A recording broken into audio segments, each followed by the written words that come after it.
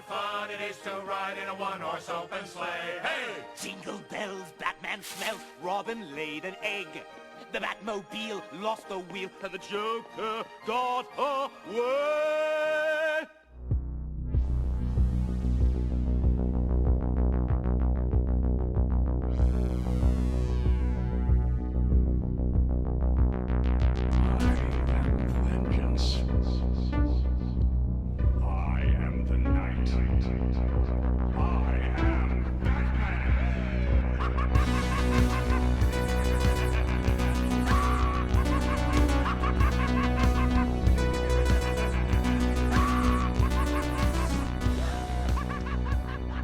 Hey everyone, welcome again to the BATTASS Podcast, the Batman the Animated Series show podcast, where we talk about Batman the Animated Series. This is kind of our Christmas special, I guess. Yeah. My name's Clay McCormack, and with me is... Sean Murphy, and it's so good to be face-to-face with you this time. We're not using Skype. We've got two microphones in your studio, and drinking beer. It's surprisingly the easiest audio setup we've ever done. Yeah. Because it's usually about 45 minutes of nonsense before it actually works. But hey, fingers crossed, it's working pretty good right now.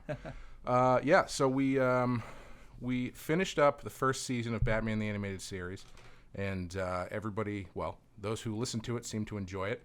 So we decided to come back and do Mask of the Phantasm as sort of like a year-end thing, and we're also going to answer some questions. We got some really great questions from listeners on Twitter and other places, so we're going to do that at the end of the episode. Nice. You want to just jump right in? Yeah, man.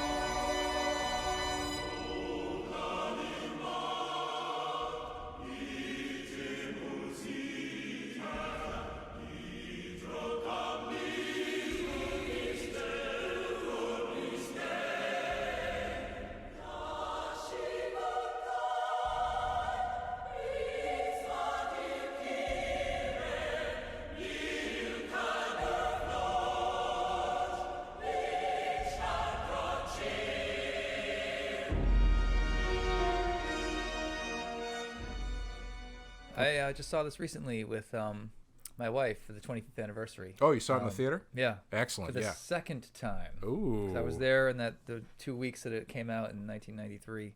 Yeah, I actually think that I missed this Yeah. in the theater when I was a kid, I think. But yeah, I saw this on video, and this was, I have a very clear memory of it, but I think I only saw it the one time when I was a kid. Yeah.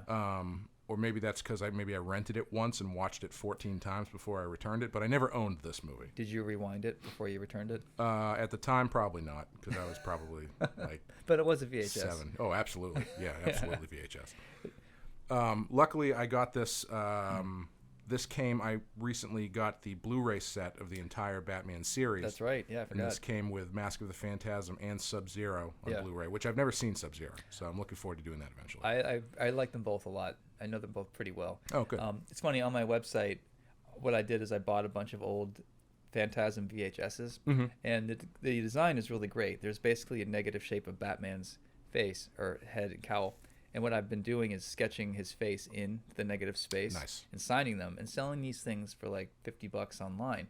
And I also did it with the DVDs, and the VHS sells way better than DVDs. Yeah, I can see that. I mean, if you're going to run a scam like that, you probably want to do the cheaper option. Yeah. It's funny because Jeff didn't understand it. He's like, because he wanted to buy the DVD that had them both included, which meant that the images was split on the front. And I'm like, I need the single image. You don't understand. And he's like, well, who's going to buy a VHS tape? I'm like, dude, would you just trust me? And I ended up being right, Jeff. This episode brought to you by Sean's website. I always remembered liking this. I know a lot of people point to this as being their favorite Batman movie, live action or otherwise. Right. Right. I don't know if I'd go that far, but yeah, I have thoughts on that, but we can get to that later. Do you want to read the synopsis? Yeah, or whatever? sure. Usually I read the Wikipedia synopsis of the episodes, which are usually like 2 sentences long, but obviously this is a movie, so it's going to be like a paragraph, so bear with me. Yeah.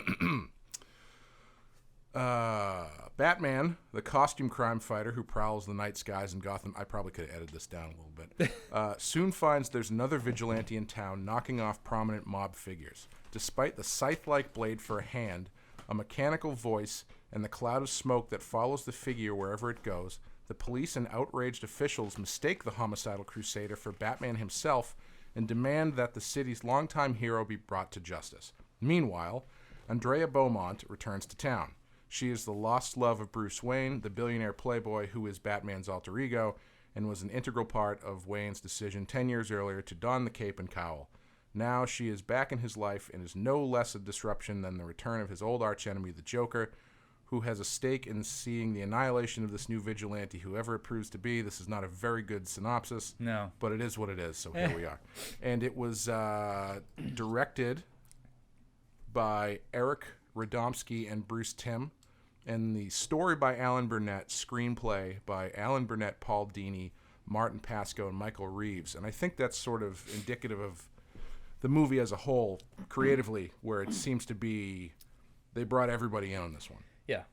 Yeah. The history is really interesting. I'm not sure how much of it you're aware of, but not really that much, actually. So this was supposed to be straight to video, and Warner Brothers started to get some of the images coming in, and they're like, "This looks really good. The TV show is a hit." They they had commissioned originally like 66 episodes or something for the original what ended up being the series 1, 2, and 3. Yep. Season 1, 2, and 3. Sorry. And the Suits decided, let's make this a feature-length film, and we're going to give you a lot more money. And they gave them a little bit more money, but they also rushed them like crazy to get it out at Christmas, and then they didn't do any advertising. So the movie... I always find it funny where they do that, where they just like jam it out, like you have to have it out by this point, but then they're like, it's great that you did that, but too bad we're not going to advertise it. Hey guys, we love your product. This is great. Batman's a big hit. We all love it. My kids are crazy about it. Here's a little bit more money. I want you to make the movie twice as awesome, and you have half the amount of time to do it. Go. And we're not going to advertise at all. And then, ... it came out, it came and went, it flopped, and they blamed the content. They didn't blame the fact that they didn't give it a proper rollout. And it's a Christmas. It was December 25th, 1993. So the Christmas Day, I never understood opening a movie on Christmas Day because you think that people have things to do.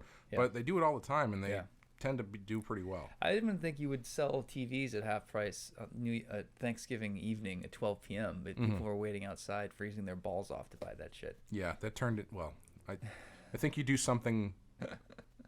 in a row long enough, it becomes a tradition, no matter how ridiculous it is. Yeah, like Jesus. Yeah.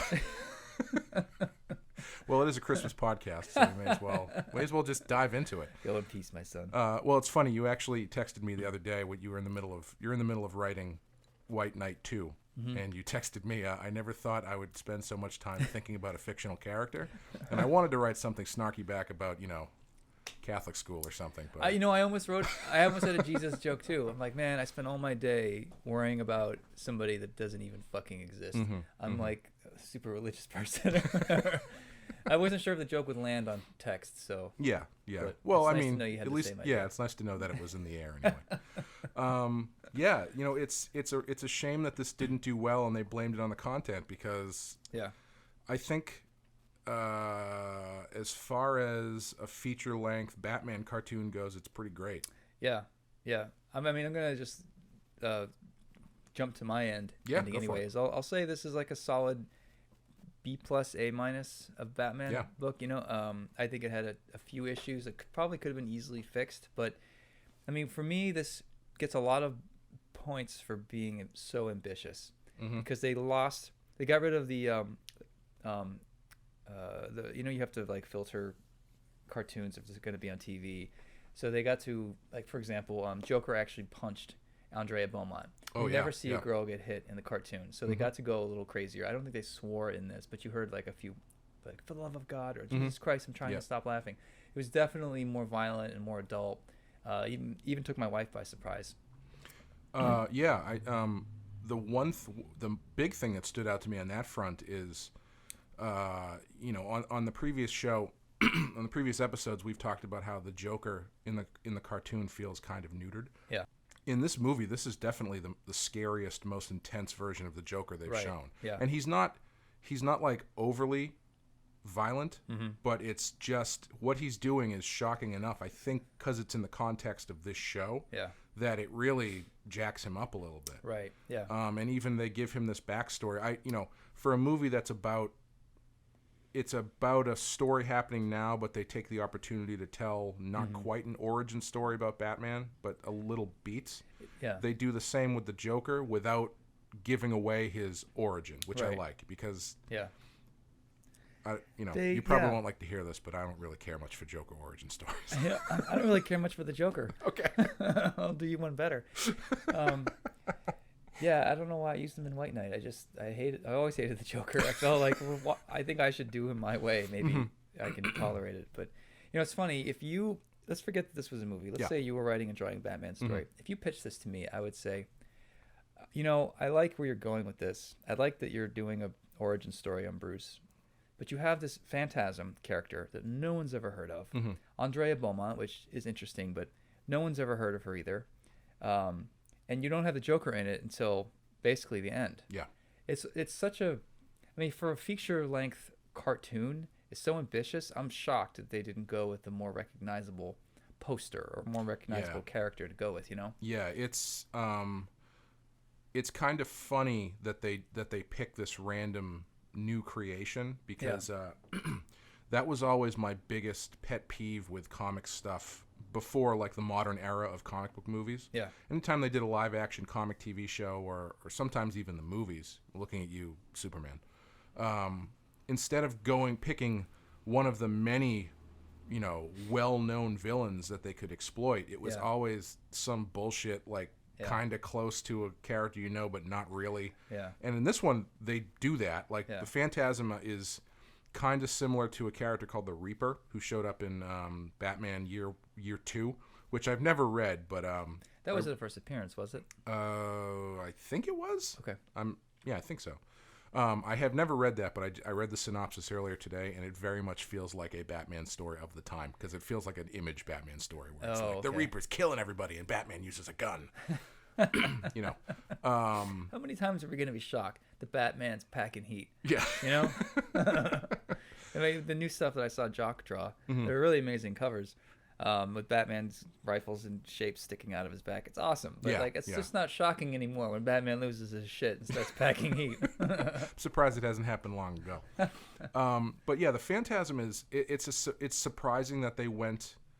I mean, I wonder if the thought process was we've basically covered everything in the show except for the full-on origin of Bruce. And I like that they pick a new character to do that stuff with because I don't really like it when they try to tie everything together. As much as I love the Tim Burton Batman, I guess it makes sense for the story they're telling to make Jack Napier the guy who kills Bruce's parents. Yeah. But that's always been the point of that movie. I was like, I could do without that. I never knew that was against canon. No, it's because you don't read the comics. No.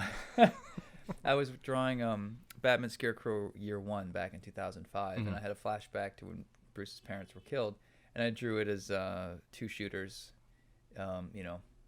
mimicking the 89, basically. Right. And they're like, no, Batman's parents were killed by one guy. I'm like, but the Tim Burton movie. And they're like, yeah, that's not canon. I have no idea. Yeah. I know that's a big point of contention for a lot of people with that movie. Well, I also didn't know that it wasn't the Joker. I assumed it was. Yeah. Even when I started watching this cartoon as a kid, I assumed the Joker had killed his parents, and at some point I sort of forgot about that. Yeah. I mean, I understand why they do that in these things because it's such an easy storytelling thing to tie everything together. Yeah. I mean, they've done it in Batman, they've done it in Spider-Man, they've done it in lots of different things, right. And it's I just think it's a shortcut. I think it works, but it's definitely a shortcut. And I think when they did 89 Batman, they just assumed this was going to be the only one. So, I don't think they were thinking franchises as much as we do now anyway. You know? And it was all a big payoff for in Batman Forever when Robin says, your parents weren't killed by a psychopath. And he's like, yes, they were. And you're like, oh, shit, the Joker. Remember the Joker killed his parents. But yeah, Phantasm, I think it's a great design. I think, you were talking about Andrea Beaumont being this character that comes out of nowhere and is like, has a lot of weight to Bruce's history.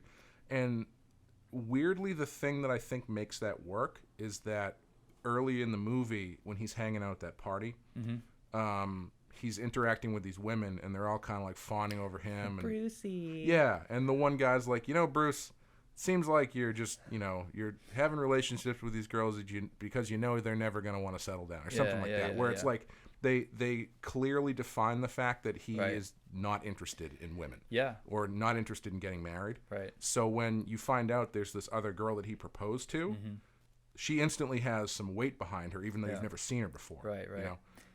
Yeah, there was so in that scene, there's one girl that walks up to Bruce who's all mad. She's like, I know, he wines and dines you, and next thing pretty soon you're making out the address of where to send to China, and what does he do? He forgets your phone number. She throws a drink in his face. Yeah. She looked a lot like Andrea Beaumont. Yeah, I thought almost too much because I agree. Colleen, she kind of threw her off. Like, wait, was that the girl at the party who was mad at him? And the way that she comes into that scene too, it's very much like she kind of like walks out of the shadows a little bit. Yeah. And she's got the same red hair. Yeah. And very similar kind of that Bruce Timm stock woman look. Yeah. So yeah, that's an easy thing to make. Yeah. Easy mistake. Yeah. Excuse me. Yeah. I feel like let's get to the. Do you want to start going through the scene by scene type, or do you want to just talk about like why it's people's top 5 movie or top 1 or how they rate it? Well, first I wanted to talk about how you can like right off the bat you can see that this is a big money production, right? Because you've got this CGI cityscape of Gotham that's really nice. I love that. That was really good, and I'm not big on CGI in these sorts of instances. Yeah, and that sort of CGI animation ended up becoming the norm later on.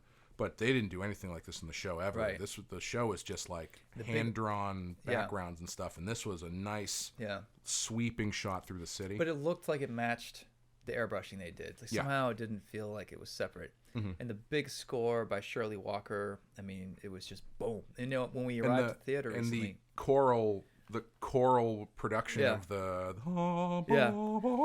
awesome. I'm like, are they singing in Italian? What are they singing? Yeah. It doesn't even matter. I don't know. When we got there, I was worried that we got there late because I didn't want to miss, because that opening sequence is huge. Yeah. Like, not that my wife gives a shit, because she's looking at her phone half the time. I'll give her some credit. I thought the animation was really great, but there were a few scenes that they had some stuff miscolored, and the animation it was a little choppy at times. Yeah. But the movie does so many things so well. The fact that there's a feature-length animated Batman, it's like the gift that we don't deserve, honestly. The fact that they went with a new character called Phantasm is such a ballsy move. Yeah. Even if I don't love that decision, I still have to applaud it just because it took chances. Like, I'd love to see this kind of thinking done again. I'd love if they had, even if they treated new DC releases half as seriously as they treated this, I'd be happy. Yeah. It's funny, now that we're talking about it, I'm getting a little bit more of memory of when this came out when I was a kid. And I've talked previously on the show how the episodes with characters I didn't recognize, I used to tend to kind of write off. Yeah. And I think I actually did that with this movie initially. I think because I saw the poster and I saw this character and I was like, I don't know who the hell that is. Right. And I think I avoided it for a while. And then I finally did watch it and I was like, oh, this is actually pretty great. Yeah. I mean, I didn't realize that the TV show didn't really do a lot with Bruce before he became Batman. Yeah. They had a few episodes, like when he was training with Zatanna. They had him as like a little kid in the Grey Ghost episode. A few things here and there, but it's almost like they purposefully didn't address it for whatever reason. And I could see that. I could almost imagine that when they sat down to write this, they said, "Okay, we've been holding off on doing Bruce's origin. Let's do it. Like, let's have him like the first night as Batman, but he's just wearing a sweater and a mask, and he's got a hammer, and he's just sort of like he's making a lot of mistakes, and he's learning. Like, let's do that." And then writer number 2 is like, let's give him a love interest. Like, I could almost see the meeting where this kind of came together, and someone's like, we got to have the Joker in there. We never did the Joker origin story either, Well, it's nice because, as I kind of touched on earlier, they do that stuff without just committing to, like, we're going to do a 45-minute flashback that goes beat by beat through Batman's origin. Right. They frame it in the context of Andrea Beaumont. Yeah. And I think it works really well because they skip a lot of stuff that you don't need to have replayed, like his parents are dead. We know why he becomes Batman. You don't need to see that again. Yeah, I mean the fact that I really like the scene at the party when he goes into that room with the giant picture of his parents. Just a picture of his parents. And he just like, he's looking at his dead parents and reminiscing about his ex-girlfriend. Because, as I usually do. Yeah. Was she a redhead? No. But, it's... They skip over the beats that everybody knows and gets into the... And I love that they do little tiny touches, but they don't do the big wink to the camera like they do a lot nowadays. Like when they go to the World's Fair and they see that awesome car, and Bruce is like, "Oh, this car's so cool," and it looks like it's the Batmobile, but it's not. It's like a proto Batmobile. Yeah. So they do that, but they don't have him go like, "Does this come in black and shaped like a bat by any chance?" Yeah. And they're like, "Why do you ask?" I like that stuff. Yeah. I loved.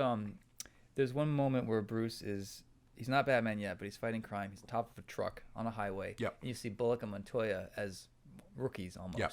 And they're in an even older fashioned style police car. And even the siren is an old fashioned like, the kind of sound that starts up slowly. Little details like that I'm just such a geek for. Yeah, the one thing I'm kind of surprised it's not in there, unless I missed it, is there's no young Gordon. You've got young Alfred, you got young Bullock, you've got young Montoya, but Gordon's not in there. Yeah. I don't know if the implication is he's not in Gotham City. I don't. You don't need to read too much into that. It's not a big deal. Yeah. It's just surprising that they don't go there. Right. He's only in the movie for a couple scenes, right? He's only got that one scene with the councilman where he's like, "I'm not gonna take down Batman." Yeah, he basically like sort of resigns or steps aside because he just doesn't believe Batman's guilty. Yeah, we don't know what to do with him in the story, so we're just gonna have him step aside. I can honestly appreciate that because I've got so many plates spinning in White Knight now. I'm just trying to find reasons to kill characters. Oh yeah. It's like, how do writers do this with dozens of characters and you give them all their moment and you're not allowed to kill any of them? Like that's I don't know how you're supposed to make this work. Not to go completely off a tangent right away, but a few years ago I was reading Chris Claremont's X-Men from like the Dark Phoenix era. I think I saw it on your shelf. Yeah. And the thing that's so amazing, I mean, the writing style is dated at this point, but the amazing thing that he managed to do is he had this team book filled with so many different characters with so many different storylines. Right. And he found ways to touch on all of their stories and not make it feel forced, and also set things up that were happening like months later in just like one dialogue balloon. So like if you go back and you read the Dark Phoenix stuff, there'll be like one thought balloon from Jean Grey where she's like, "Oh, I feel kind of hot." Or but just for an example. Wink, wink. Yeah, like my brain feels like it's on fire. Does it come in fire? Yeah, my brain feels like the shape of a fiery bird.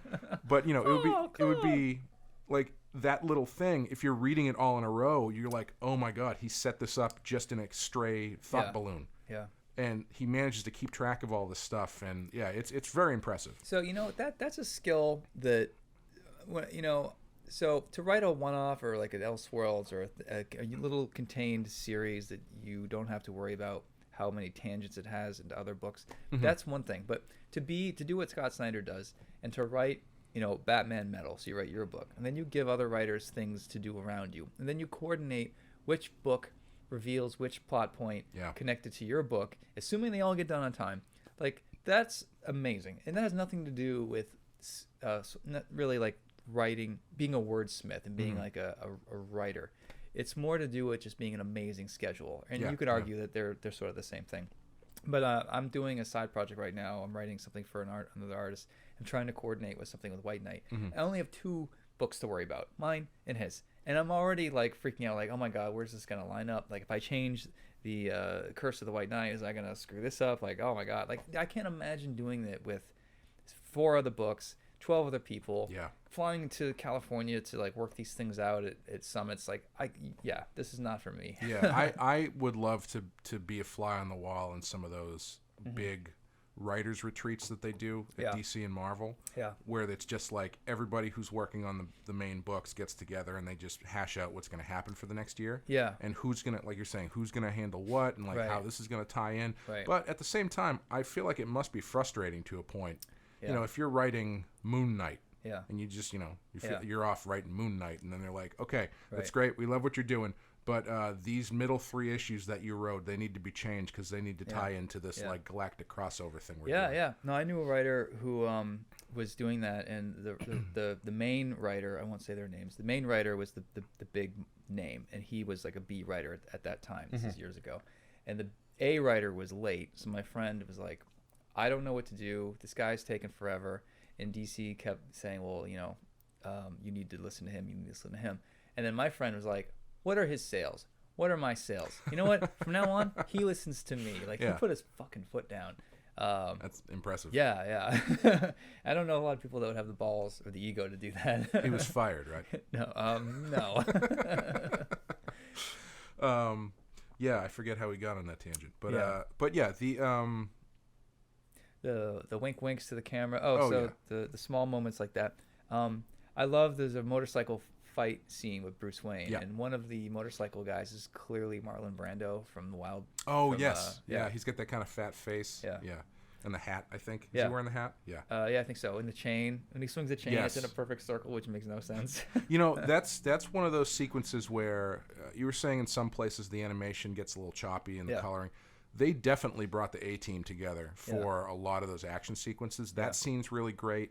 The scene with the exploding jet turbine at the end is really great. With Batman has the motorcycle and he and he launches it into the turbine. Thing. Just the animation of just that thing like blowing up and crumpling and everything is fantastic. And also, you know, I don't know what it is, but the quiet Batman stuff in this looks fantastic too. Like even in the show, I feel like the quiet Batman stuff doesn't always look like it looks fine. But there's some times where you get like a nice one light source shot of Batman where it's just black and blue, where the drawing looks amazing, the animation looks amazing, and he's just like going through paperwork. And there was a lot of that in this where like there's one scene where I think when he goes to Andrea's house and he comes in through the window and they've got that nice light coming in through the window, so it's just lighting up the back of him. And the ears look right, the nose looks right, the eyes look right, and he's just like going through a filing cabinet. And it's just like, this is what Batman should be. I love it. No, man, I can't wait to see you do Batman someday, because just hearing you get excited about it gets me excited about it. It's everything lit by fire. There was Batman Ghost Rider. Batman doing paperwork in front of a fireplace is what it's going to be. Like an evening with Batman. It's basically Bruce Wayne in a robe, but he just is wearing the cowl. And every time he uncrosses his legs, you see his schlong. And it's just going to be him going, Alfred, never mind, I forgot. There was an episode in the series where he snuck into the police files and he's going through folders and he has a flashlight in his hand. And there's this moment where he puts the flashlight in his mouth and he starts going through the files with both hands. And you could hear the sound of the mouth on the flashlight on his teeth, and how like I don't know why that always stuck with me. Like he's just human. Details. Like, sometimes you gotta and then Bullock walks in, and must have been that episode where he thought Bullock was guilty, but he wasn't. Yeah. But it's little things like that. I think. Those little attentions to detail make all the difference. Yeah. You know. What did you think about Batman walking through the cemetery? There was a guy that was killed in a grave, Chucky Saul or whoever, and Batman was recording on a cassette tape like, I found this, I found that, but what are you going to do? It's that kind of day. Quick. Do you remember that? Does he say that? Yeah. I don't remember. It's been that kind of day. I do not remember that. I like his like kind of chuckle note to myself later. Like what does his journal look like? What sort of jokes is he leaving for himself in the journal? It looks like Michael Scott when he's like XOXO. Oh boy. Yeah, but that's the scene where as he shuts off the tape, it says "been that kind of day" or "been that kind of night." He decides in costume to walk over to see his parents' tombstone. I was thinking about that. I was like, do you, as Batman, do you fight the urge to do that? You have to, right? Unless you're assuming there's nobody else there. Well, that's what tips off Andrea Beaumont who he is. Right. He's near the tombstone. He hears her talking to her parents, because that's what they both do, is they talk to their dead tombstones by themselves. And then she's like, huh? And she turns to see him, and he runs off in the shadows, and she pans over to see the tomb he was standing next to, and it's the Waynes. And she just assumes that he's Bruce Wayne. Yeah. But I kind of have a problem with that, because he could have been spying on her like a weirdo from any tomb. True. If she had found him standing in front of his, Thomas Wayne's tomb, putting his hand on it, putting roses on it, then okay, you're obviously Bruce Wayne. I'll give it a pass though, because in the flashback stuff, she definitely sees that he's clearly ramping up to something. Yeah. The way that he's fighting, the way that he's going after people, the way Right. that he's clearly obsessed with, vengeance and justice. Yeah, and how he does kung fu on his front lawn. So I feel like for her specifically, having those two things maybe if she had run into him separately, she wouldn't have put that together. Right. But I think having those two pieces next to each other, she goes, "Oh, okay, I see what's going on." Or when they're at the World's Fair of the Future and he gets a fucking boner and goes and runs off to look at the prototype Batmobile, she could be like, I mean, there's enough for her to put it together. Yes. Yeah. But they don't do that. They go with she figured out it's him because he was standing near the tombstone. I also like that she figures it out, but they don't make a big deal out of it. Right. Because it's almost like she figures it out and internally she's like, huh. Well, I guess I'm doing something really similar to that, so it's really not that big of a stretch. Yeah. And even when they talk about it later, it's kind of like, hey, this is what you were doing. It's kind of what I'm doing. Yeah. So here we are. One thing that my wife pointed out was Andrea Beaumont is such a dick to him.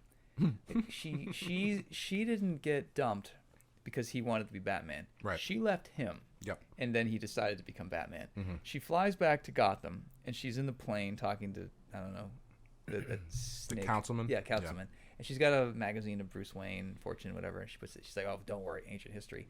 And then when she goes into her apartment that time and Batman's standing there well lit, she's a total jerk to him. Yeah. Like, what did he do to you? He didn't ditch you. He didn't leave you. He didn't break your heart. You left him. Yeah. Like, why is she... I think she's just keeping up the appearance, though. I think she's, Yeah. I think she's trying to keep him at a distance because what she's doing there is she's going around killing people. That is true. So, I think she's specifically trying to keep up the cold exterior to make sure he doesn't get too close. Yeah, I feel like you're going a long way for a ham sandwich there, to use your phrase against you.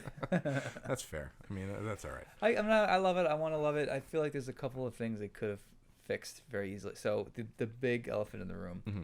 So she becomes the Phantasm, and she's not only able to fight Batman toe to toe and hold her own, but run as fast as him, jump as fast as him. Yep. There's bullets going into her. She's turning into smoke, disappearing, reappearing. She should learn to shut her smoke thing off when she's running away, though, because it leaves a big trail to follow her by. Yeah. And they never explain if this is a superpower, if she's into like magic tricks, or they never talk about it at all. Yeah, I think that's actually one of the questions we got was, can anybody explain where her powers come from? Yeah, and I was looking it up, trying to figure out if there is any explanation, and there doesn't seem to be one. There's none. Because it's so lazy. Even on Wikipedia, in your breakdowns, there's usually a powers and ability section. There is not one for Phantasm. I mean, it's a great movie, but my solution, and I'll tell you, Colleen's my wife. She actually had a better one. My solution was maybe her dad made his money in the special effects industry, so she like stole his prototype shit, whatever. Yeah. And my wife goes, what if, the World's Fair she went to? Mm-hmm. What if she was an Imagineer and she actually worked on the World's Fair to build it? Mm-hmm. And her idea was, hey, Bruce, let's go on a date. You come by, I'll show you what I do. Like, I'm an engineer. I did this, and that. Like, check out this car we made. Yeah. Wink, wink. I think that would have tied it together a lot more because they made zero effort to explain her superpowers. I think that's a great solution because also I don't think it matters. No. I don't like...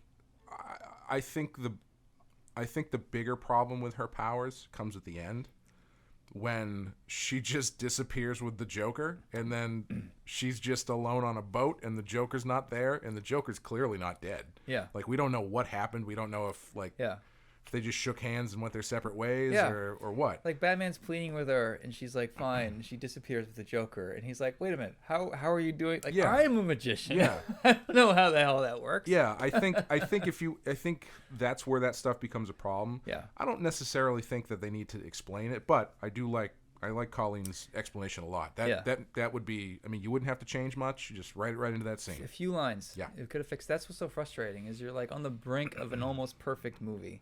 And if you had tweaked these things, then I'd be on board with making this a top #1 Batman movie, maybe. I would like to say, I feel like our generation is getting screwed because how come we don't have World's Fairs anymore? They're in all sorts of different media. They look so cool. But nobody does that anymore. You're right. Like, they're in everything. They're in Batman. They're in Captain America. They're in all sorts of sci-fi stuff. And it always looks like the coolest thing where you go and you see the flying car that never actually turns into anything. Where you get to see all this technology about the future. Right. And now all we have is, like, Right. the guy from Apple shows you what new emojis are on your phone. I'll bet you. I've only just thought about this in the last 2 seconds. But my guess is that World's Fairs are basically like giant conventions, and we've diversified into subgroups to such a degree where the World's Fair now is like a New York City car show where they show the future car is at the car show now. The future phone is at the phone convention. The future comics at the comic convention. Yeah, I think you're right. It's just so subdivided right now. And I think it's so much easier to get and see that stuff on a day-to-day basis that, like, there's anything that's coming out that's new. Right. There's going to be a press release. They're not like holding that stuff back. Yeah. But it's such a bummer because I was watching this documentary on Netflix about Walt Disney. And I tried watching that. Yeah, and they were talking about this World's Fair of 1950 whatever or 60 or something, and Disney used the guys who were building Disneyland to like design and build big sections of that, and it looks amazing. Yeah. And they put all of this work into this thing that goes on for like a week. It's like a mini Olympic stadium they build, but Olympic stadium of like stuff. I know. And it just looks so cool. It's such a great setting for stuff. I wish they were a real thing again. Me too, especially from an artist standpoint. You imagine the poster. You imagine families taking the weekend off and going there and eating, Dipping Dots and futuristic ice cream and Tang or whatever. But I feel like, if you want to be amazed by stuff of the future, you just have to go online now or buy a magazine. You don't even have magazines anymore. It's crazy. Go on Instagram, look for future cars, and there it all is. That's way more information than you'll get at any World's Fair at this point. It's just sort of the world we live in, Yeah, it's definitely it's a creative bummer, but I guess, I remember, and sometimes a serial killer takes advantage of it and kills a bunch of people. Devil in the White City. Yeah. I was actually going to mention that one. Yeah. That was like the first or second one, and Walt Disney's uncle or father was that serial killer. He murdered a man named Mickey on a flat Earth. God willing. No, I think Walt Disney's uncle or someone that influenced him as a child was some kind of worked in construction in the Chicago World's Fair, and it gave Walt Disney the idea for one of the movies, one of the franchises. But if you read like this outtake of the Devil in the White City, it says like let's call him his uncle. Walt Disney's uncle described working in these conditions, and it's like we're a bunch of dwarves and hacking away and like in a pit, and it's like that's obviously this ride at Walt Disneyland. Yeah, that's funny. Something like that. Yeah, I was a little surprised that they didn't have the Batwing at the World's Fair as well. Yeah, because I don't think the Batwing gets enough focus in the show. I would like to say, I think this movie does kind of point out. So the Batwing seems to have like UFO capabilities. Whatever it needs to do, it can hover, it can fly. It's like a Harrier, but quiet. But it's like this movie kind of points out how ridiculous it is that he has that and he uses it like on a regular basis. Right. Because the Phantasm is running along rooftops, running at the speed of a human can run, and he's like tailing her in a jet. Right. He's basically that he has to catch up to her. 12 miles an hour. She's running pretty fast. I remember her little legs going pretty quick. Yeah, in real life, it would be him going like ludicrous speed, like over the top and overshooting it and stopping and having to come back. It would be more difficult in the jet, frankly. Yeah, in the jet, you could go to plaid. Yes, exactly, yeah. Is that the same scene where Batman ends up he loses his cowl trying to fake out the police, and they're chasing him, and she shows up again, but she's in a convertible, whatever. Yeah. Okay.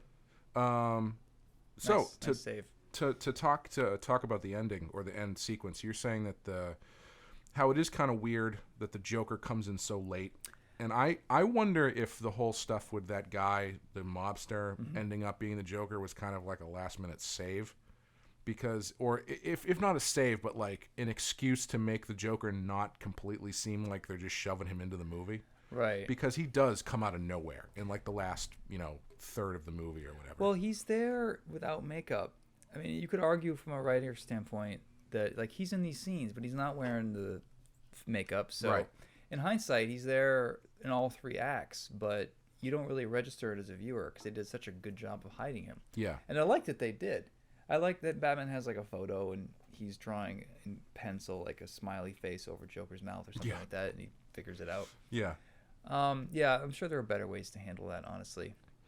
Yeah, and do you find presence in the story distracting? Or do you feel like it's a necessary third act bump? I feel like you should have gone with either a Joker movie with a Batman origin, or go to an Phantasm Andrea Beaumont movie with mobsters. I don't think they needed to mix them. Yeah.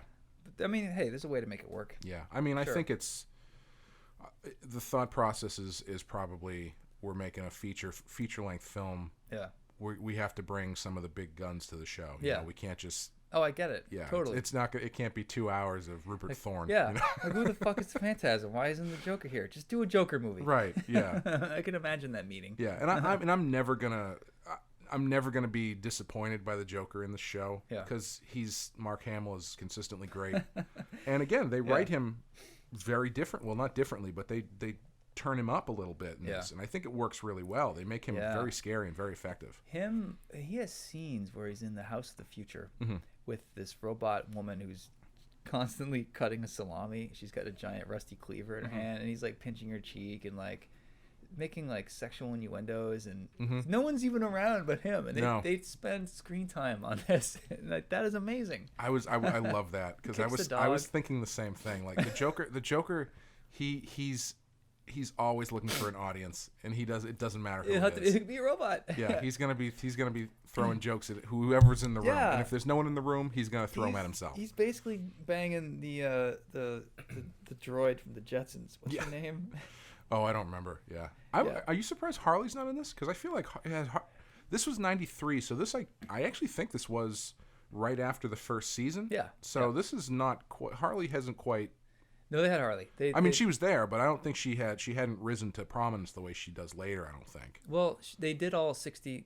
The first initial order, I think it was like 60 something. Oh, that's true. I guess they would have done all. So they episodes, did Harley's Holiday. Like they knew what they had. There was fan reaction. There was writing on the wall, and they chose not to include her. Yeah. I can't help it. I mean, if I was doing this as a comic, I would probably not include her because why jam it up with more detail than you need? You know. Yeah. Yeah. Yeah, how do you like that last final sequence at the World's Fair with the Joker and all that kind of stuff? Yeah, I like the World's Fair as a set piece. The way that Andrea just disappears just always makes me stop and think, dude, what are her superpowers? This is ridiculous. And then the final scene with her on the boat, the guy hitting on her, and she tells him to fuck off or whatever. Like, why are we watching this? What happens to the Joker? Also, Batman never clears his name.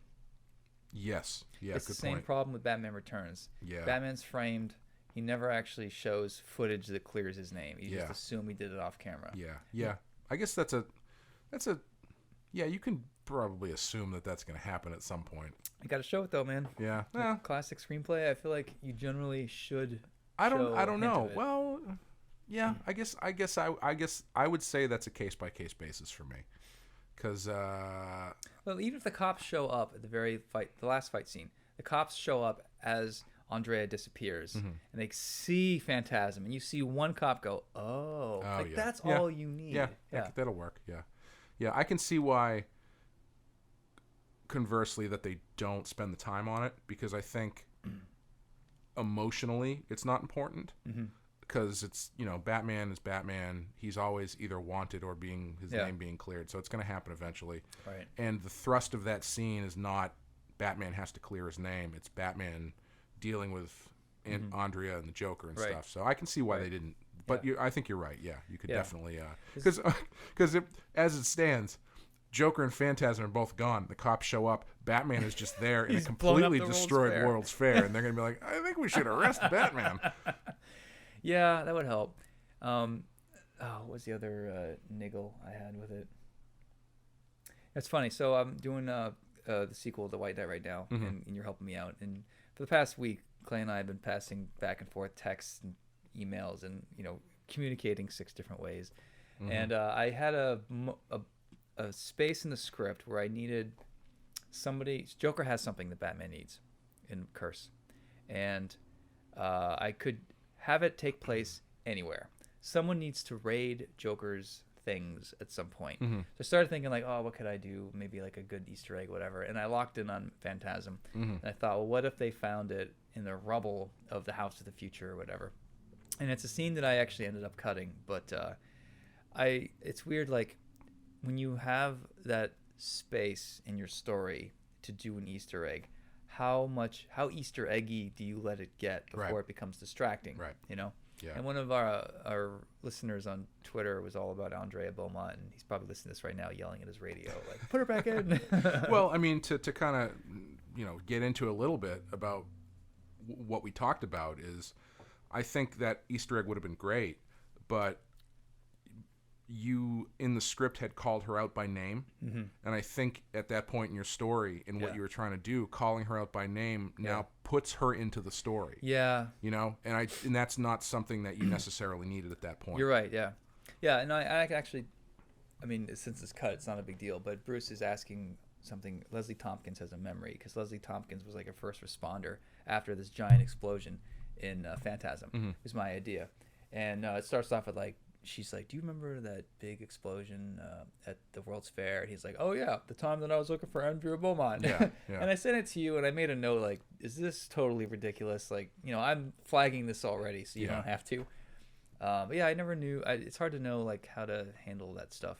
Yeah. What's a cool Easter egg versus what's completely unnecessarily distracting. Yeah, and we went through that with a big section of White Knight 1. Yeah. Which we don't have to get into it because I think it's going to be its own thing. But there was a big section where, at the time in the story, Mr. Freeze thing. Yeah, you had a great story that you wanted to tell, but it was like, I think the second to last issue. Yeah. And the story was like trucking. Yeah. And then this total like 8-page flashback. Yeah. That just, it really grounded. Yeah. I mean, I'm not saying this because I want you to tell me I'm right on the air, but I appreciate it. But it's just that kind of thing where it's like it's a great story. Yeah. But sometimes it's not the right time, Yeah, that's the thing that I'm writing that's connecting to Curse of the White Knight resolves the Freeze stuff, the World War II Nazi Freeze stuff, because I really wanted to jam it all into Volume 1. And my biggest, this is a tangent, my biggest, I think White Knight, I'm proud of White Knight, but the biggest flaw I can see in it is this Freeze story that's jammed in. Yeah. And if people like it, it's because they like Freeze. And I tried my best to shoehorn it in. And the only reason I wouldn't let it go is because I thought, this is my only chance of ever writing Batman. So this is it. I'm just gonna leave blood on the wall here. If I had known I was gonna get approval to do whatever I want after, then I wouldn't have tried to shoehorn it in. So but yeah, anytime I go through White Knight 1, I'm like, you know what? I know what I was trying to do, but I wish I had just not included the free stuff because it's already complicated. Yeah, I can totally sympathize with that. And honestly, when you're in that situation where you don't know if you're ever gonna get a second shot at this. Yeah. Why not throw it at the wall, see what happens? Exactly. Yeah. And I think as it stands, you're probably harder on it than most people are. Yeah. If I had to guess, probably. I think this stuff works decently well. Yeah. Well, thanks, man. I mean, the one point where Hatter and Neo Joker break into the Gotham City Police Department, and Hatter grabs a hard drive. He's like, "Let's take one of these. Who knows what secrets they have?" And he goes back to the base. And he's like, "Ooh, they've recently accessed files for Mr. Freeze. Ooh, what do you know? Mr. Freeze is related to Bruce Wayne." That is the weakest link in the chain. Yeah. Like, I can definitely say, like, that might lose some people. Yeah. It's a little bit stretchy, but if people are having a good time, hopefully they'll go with it. Yeah. Is that in the book? I don't remember that. It's in the book, yeah. I'm going to say that I didn't read that, so it's not my fault. No. No, it's a stretch. I mean, it makes sense that if you uncovered that information... Hatter has a lot of experience, and he's teaching Neo, so he's like, "Trust me, when you get information this juicy, you want to use it. This is a big thing." Yeah. And lo and behold, it ends up affecting the A plot, which is just a happy accident, but whatever, it's a comic. Yeah. No, I mean, I think that stuff, as it ended up, works pretty well. Yeah. And it doesn't. I don't think it overpowers it too much. And that thing you cut, it's probably going to be its own thing, so that works out pretty well. I had a sequence in Curse where I wanted to do a whole splash of Phantasm, and as Bruce remembers this instance, and as cool as that is, as Easter eggy awesome as that is, going through notes with you, I'm like, I just don't need it, and I wasn't totally in love with it anyway. And if you show me a better idea, I'll happily drop the garbage that I came up with. Yeah, and it's not like I think that would have been fun because, man. Phantasm hasn't been in anything. Someone actually on Twitter, when the person who asked that question initially, further down the thing said they didn't think that they could use Phantasm in the books. That's not true at all. I don't know. You would know better than I do. What to do with her, honestly. If I wanted a user, I'm sure DC would be fine with it. Well, keep that in your back pocket for the next volume. Yeah, volume 3. Yeah, which can't talk about that one. Legacy of the White Knight. Yeah, everyone's dead. Everyone's dead. So one other niggle I had with the movie was that Bruce Wayne is not active in the plot, in that he's not the one making the decisions that steer the plot. Yeah. Andrea leaves him. He's always 2 steps behind Joker and Andrea. Mm-hmm. Andrea goes to the World's Fair to find Joker, and Batman shows up late. Like, Batman's just an observer to this movie in a lot of ways, which is not necessarily what you want to do as far as classic screenplays go. Yeah, and he's your dog needs my some dog love. Pliskin has joined the discussion. He thinks Hey, you should buddy. have cut a lot more out of I'm the first volume. be more understanding of Paul Dini and the writer of the Phantasm. Yeah, it's one of those things that's tough, because when you're telling a story with a character who's not Batman or not your main character, and that character is the thrust of the story. Yeah, you kind of have to remember to. You either have to remember to have scenes where Batman actually figures some stuff out on his own, because I feel like, I'm trying to think back, I feel like he sort of finds everything. Yeah, everyone's kind of one step ahead of him. Yeah. When he does find stuff out, it's kind of like, it's no shit, Bruce. Yeah, he's late to the party. Or it's like you don't see him finding it out; he just shows up and he knows it. Like I think at the end when he shows up and confronts Phantasm or whatever, he's like, "I know it's you, Andrea," and she's like, "Oh, you figured it out?" And it's like, "Well, because the plot required him to know at this point." It says in my script I'm supposed to say these lines. Yeah, I didn't have a red colored pencil to draw the mask onto your picture with, so I just figured it out. But yeah, it's tough to. I wonder how much that affects people's viewing experience, because you're putting Batman or whoever your main character is into a position where he's more or less, he's the same as the viewer, but he's got somehow less information. You sort of neuter him. Yeah, in a way. And so I wonder if there's this weird gray area that is created by the magic of movies or storytelling, where you don't have to you don't have to have him do as much, because once the reader or the watcher figures it out, they kind of like osmote that information onto Batman. So when Batman shows up knowing it, you're like, well, I know it, so Batman probably would know it. I don't like that personally. That's a fine line. It depends on how you unravel it. But I hear what you're saying, though. Yeah. I personally like it when Batman actually does some work. No, me too. No, this is so Batman's a detective, and I was listening to some other podcasts where people were complaining that Batman is not as much of a detective in comics these days. He's just another superhero. Yeah. And I feel like this movie does a really good job of Batman going through the clues one by one and putting it together, even if he is slower than everybody else. Yeah. At least the clues are there, and it's a classic detective story in a lot of ways. Yeah. He when he does get there at the end and he kind of just knows everything, it's just kind of like, okay. I mean, a lot of looking at pictures and making assumptions about stuff.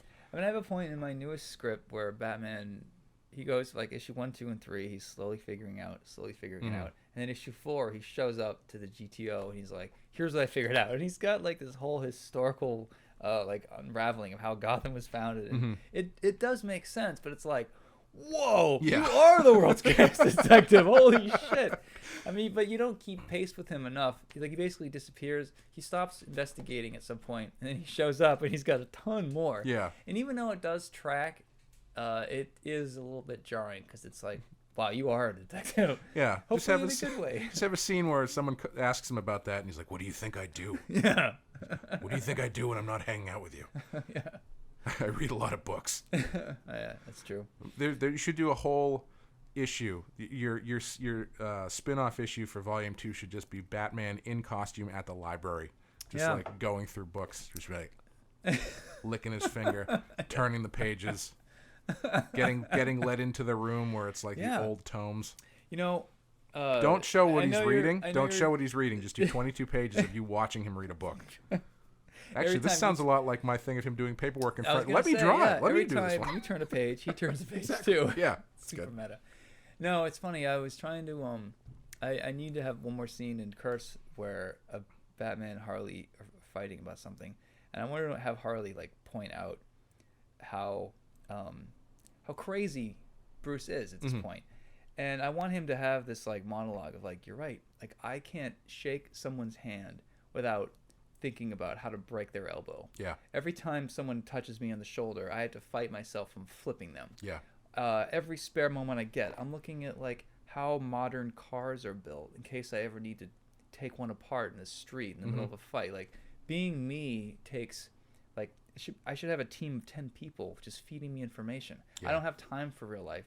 I don't have a favorite song. I don't have a favorite color. Like I don't see movies. Like he's just not human anymore, and he's realizing that. And Harley's sort of pointing that out. Yeah. But in the end of the scene, he's like okay with it in a way. Yeah. Spoilers. Yeah. I don't have a personality, but I'm fine with that. But I really like Miley Cyrus. But yeah, so I think we covered the movie pretty well. So what do you think about people calling this a top, like their favorite Batman movie? I've heard that argument. I understand it, I think. I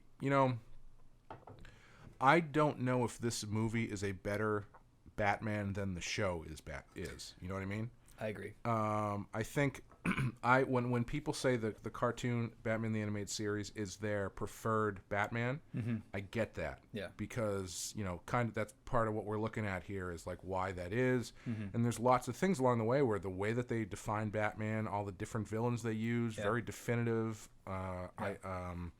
iconic versions of things, and it's really refined down to what makes everything great. This is good. It's very good, especially for an animated movie that was supposed to go straight to video. Yeah. But I don't think this is A+ Batman. Agree. Yeah. And I feel like what's taking it down is not hugely important stuff, but it's like, I don't know. I wouldn't use this as a definitive Batman story. Well, I agree. There's a lot of great Batman you're competing with. Yeah. I understand the need, the desire to want to root for this, because this is an underdog movie. Yeah. It should have gone straight to the video. It didn't. It came to theaters. It flopped.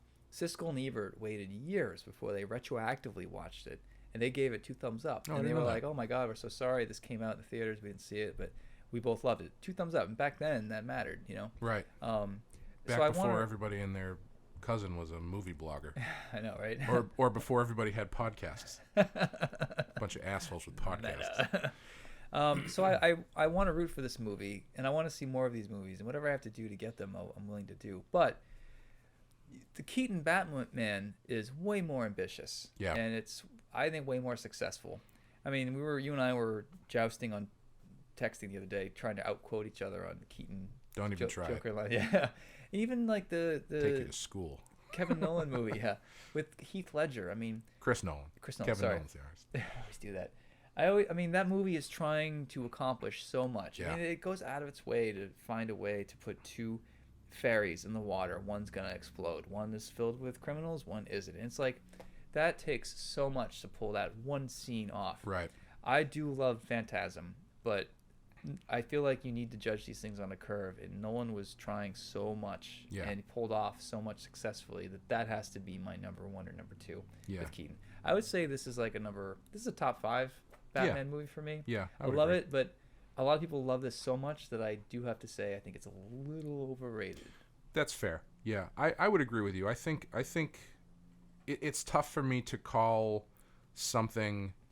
this the definitive Batman movie or Batman story or whatever. Yeah. When you've got either Dark Knight or the Batman 89, where they are taking the 2 titans of the Batman story and distilling them down to very specific character types and then just driving them at each other. Yeah. Which is where, I mean, the success of Dark Knight comes because they understand the Joker's character. He's very clearly defined. Right. They understand Batman's character. He's very clearly defined.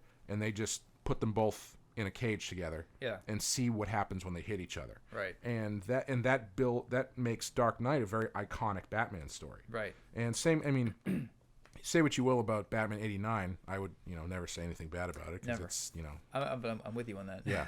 And I look forward to your letters about that.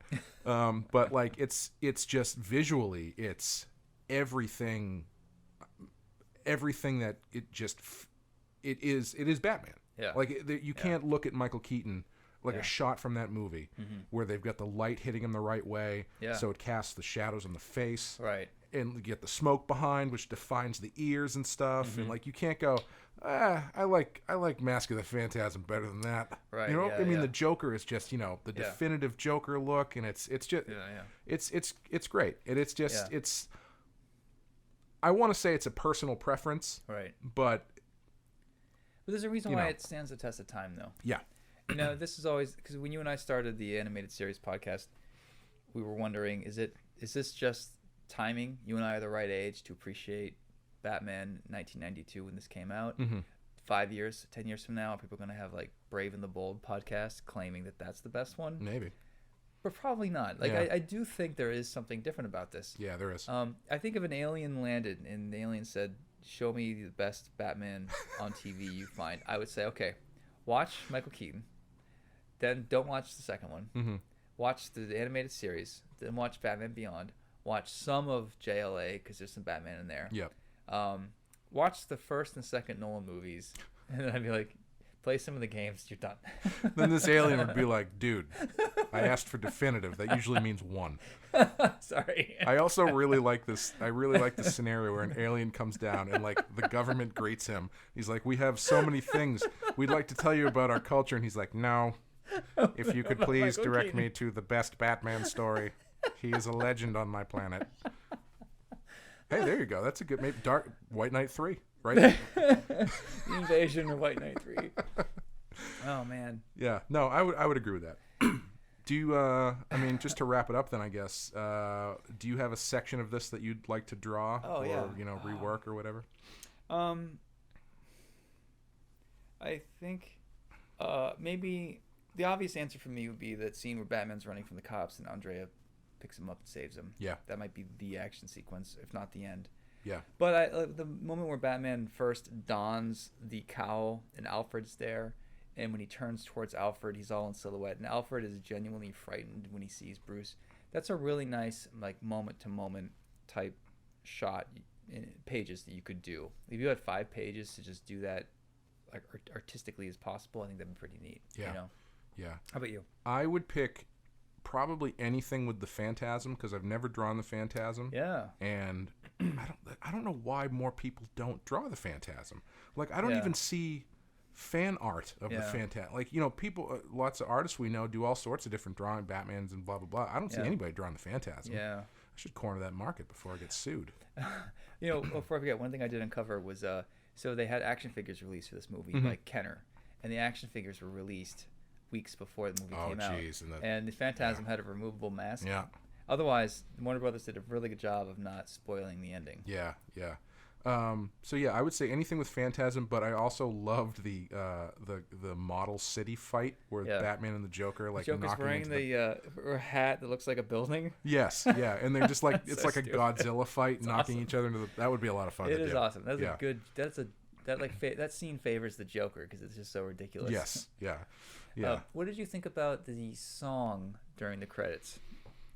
Do you know who sang that? No. Tia Carrera. No shit. From Wayne's World. Really? And True Lies, yeah. Wow. Yeah. Not a lot of money for that song, no. I guess. Well, good but for her. But it's totally like a record, like, and suddenly the credits roll, and it's like this saxophone 90s love song. Well, that's how you know it's a theatrical movie from the 90s. They all had, every movie had that. But it's just so, I'm glad the producers saw it, like, this is terrible. Let's put it at the end when everyone's left the theater. Yeah.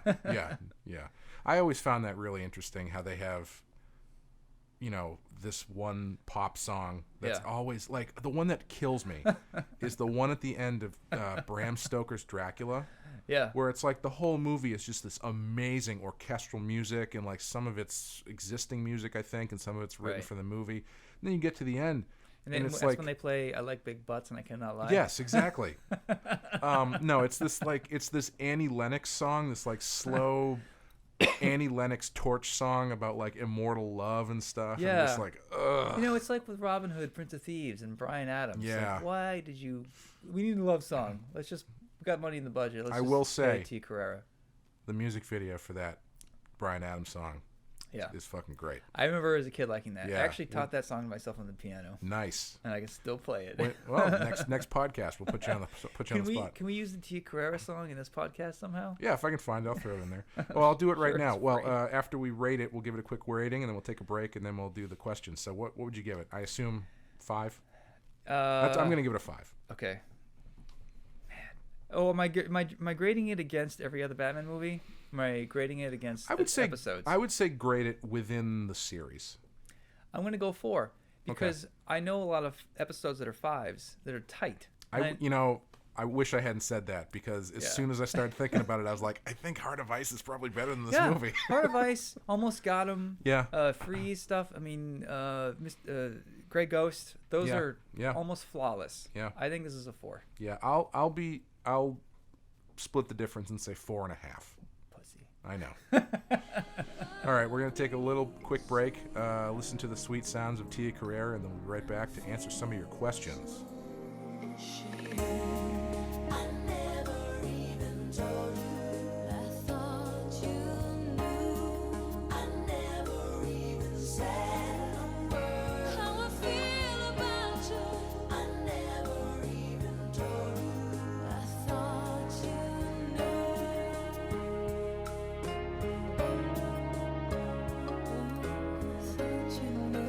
Guys, hope you enjoyed that sweet soundtrack music.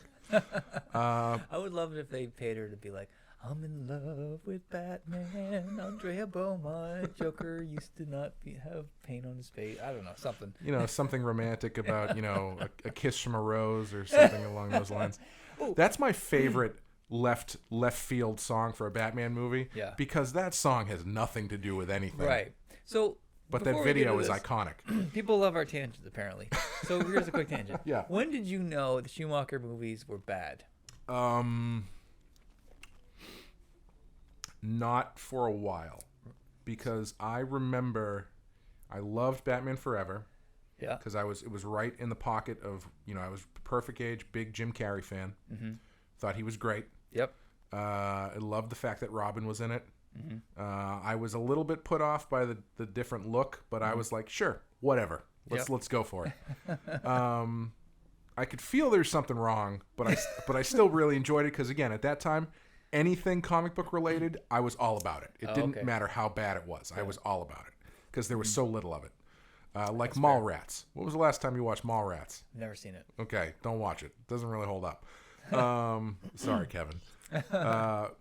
Kevin, I'm sorry. I'll watch it right now. I saw Batman and Robin in the theater, and I was still young enough that when I came out, I was like, man, that was great. Mm-hmm. Mr. Freeze, Poison Ivy, Bane was in it. Yeah. It was like right just after Nightfall and all that stuff, and I was all big into that, so seeing Bane was awesome, even though Bane was kind of like not quite Bane. And the friend of mine who I went with was a little bit older, and I was like, man, wasn't that awesome? And he was like, yeah, Clay.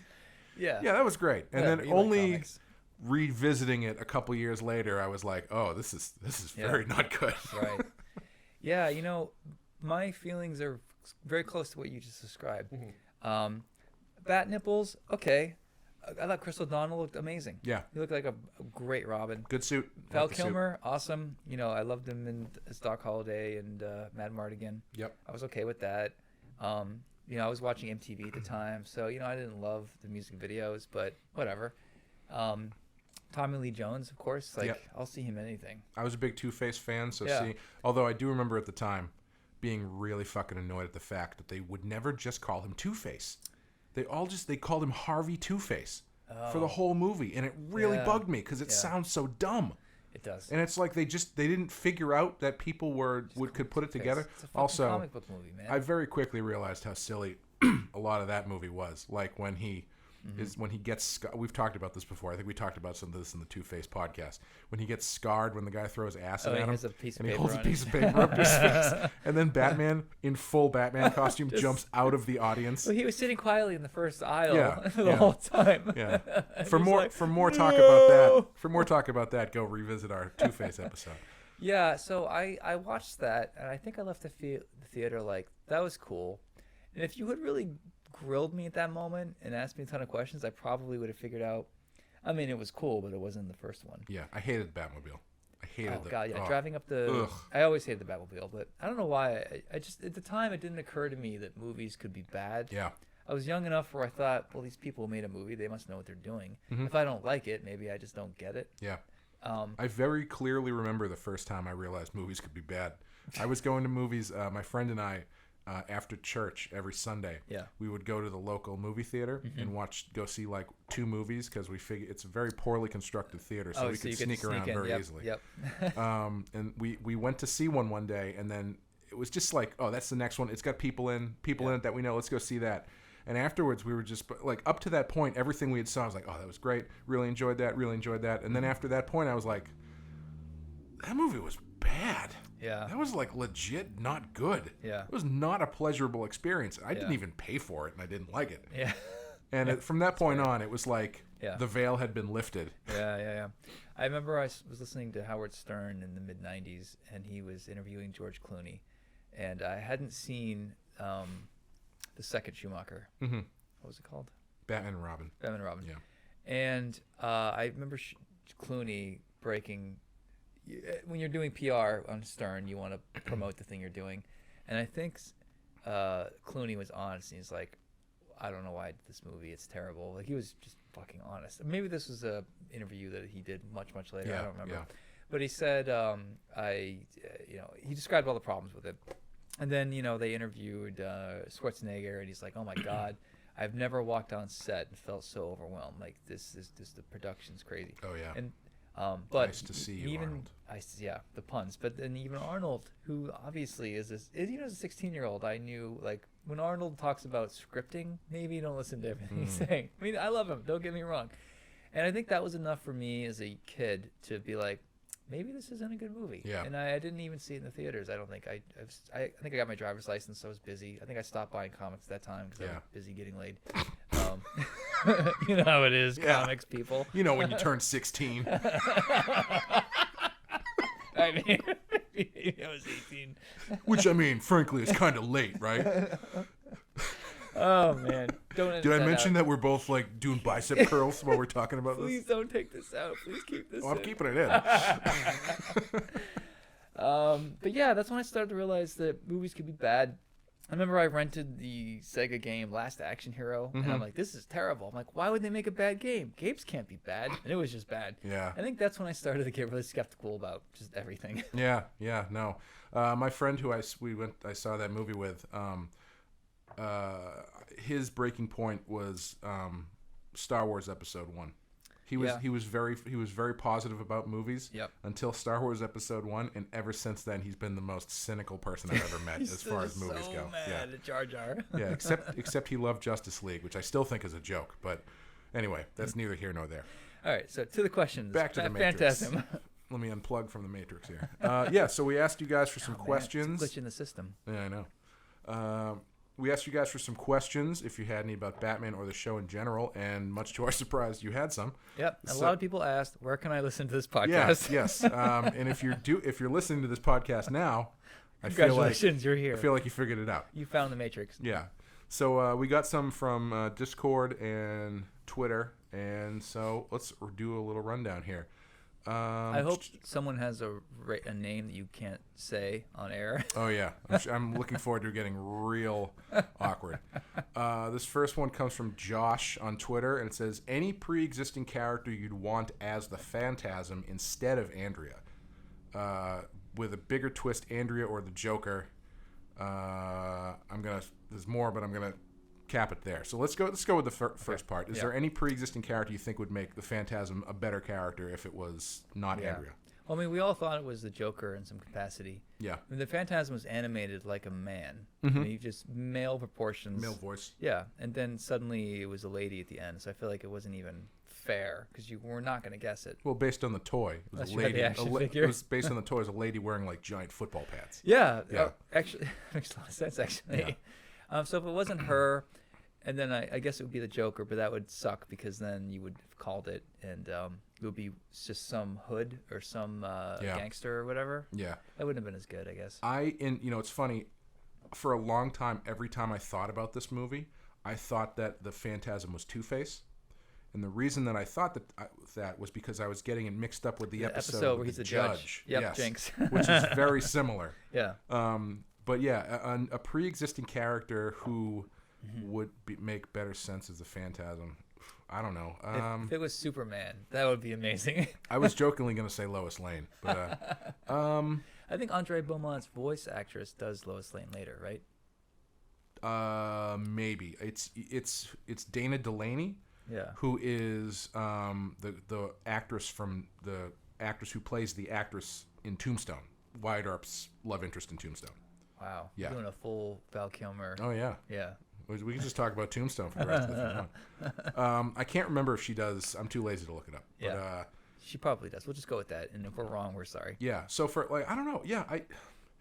It's such a specific character. I think even the Joker would be kind of weird because it's like overly theatrical for the Joker. I mean, he even says that where he's like, "That's pretty theatrical even for me," and it's so specific. Yeah. Jesus. I think having her be her makes the most sense. Yeah, I think having her be, especially if she's not doing anything else. Yeah. It's not Gordon. It's not. I mean, there's only a handful of people it could be. She's the best choice. Okay. Yeah. I will say, if you want to completely make this a different story, Robin. So, did he know Robin already? Yes. This is like a Robin that's jaded, and he's mad, and he's left. I would say, this is... It's like a Red Hood. Kind of, yeah. That kind of thing, yeah. Interesting. I would say that's a very different movie. That could be great. Yeah. I think you're right. I think it was called Behind the Red Hood, or whatever it was called. Let's see. With less smoke effects. We had one question from 12 Dabs of Christmas. Which was this is going to be interesting with all these seasonal names. This is the best part of the podcast. Yeah. Like, just tell me your Twitter handle. Who asked what the Phantasm powers actually are and how they worked, which we already answered. You're right. No, you're right to ask that. We've kind of already talked about it. We're with you on that. We have one from Robin D. Cross. Okay. Oh yeah, he's I know him. Oh, you do? Okay. Says, since Sean's casting choices for White Knight have been a common question, what would both of you are casting choices for the Mask of the Phantasm live-action adaptation? That's pretty good. Yeah. So these guys do. There's like 10 or 12 of them to do the Batman podcast. I did. The one interview I did last year was with them because they were really energetic about the book. Oh, nice. They're super nice guys. So he's one of them. So who would we cast? So just to recap, if I had to cast White Knight, and you think about your answer for this movie, if I had to cast White Knight, you gave me all the power in the world, and I would actually cast Michael Keaton as Batman. I would say bulk up a little bit. We use camera tricks. I know that you're old and thin. Have you seen that trailer for Captain Marvel where they've de-aged Samuel L. Jackson for like 15 years? Yeah. We won't do that, though. I think Michael Keaton can hold his own. All right. I think the geek, the Easter egginess of it, the geek factor, and his ability to act, because I think he's really great, would destroy. And I would cast, the regular TAS actors as all the voice actors. I would cast Margot Robbie as the voice of Neo Joker. Yep. Yeah, I think that pretty much does it. Yeah. So for Phantasm and Andrea Beaumont. I'm gonna say I think my number one choice for Batman right now, John Hamm. Yeah. And my number one choice for Andrea Beaumont is the redhead from Mad Men. Really? Are you just saying that because I said no, John Hamm? No, I know. This is one of those things. Yeah. This is a glitch in the Matrix. Yeah, I think John Hamm is like beyond perfect for Batman. I think he's got the Bruce Wayne thing down, obviously. Obviously, yeah. I think he knows how to be he knows how to be a funny straight man, because Bruce Wayne has a lot of humor to him, but he's very much a straight man. Yeah. And I think he's right in the right age pocket where he's not too young and he's not too old. Right. John Hamm. This would be a slightly older Batman? I guess. I mean, I guess it doesn't matter. Yeah, I mean, between the ages of like 30 and 50, if you're a man in Hollywood, you can play anything. Yeah. I guess I like him as Bruce Wayne, but I don't know if I like him as Batman, which is crazy because he's just wearing a mask. Yeah. But I just feel like I need a brawler for Batman. Yeah. And I think Christian Bale was pretty good at that. Good. Such a great casting choice. I didn't love the costume stuff. Like, I like Batman to be more vague and less SWAT team-y. Yeah. But I mean, he's so good. Yeah. Andrea Beaumont. Jeez. You know who I would choose for that? Shit. What the hell's her name? Jessica Chastain. I like her a lot. Who's that? She was I know the name. in. Look her up. Okay, I will. What about for Joker? Joker? Oh, shit. I had a really good Joker a while ago. Oh, Matt Smith from Doctor Who. That's good. Yeah. I have Loki as Joker. Ooh, he would be good. Yeah, that would be good. That might be a little bit too much of a lateral move.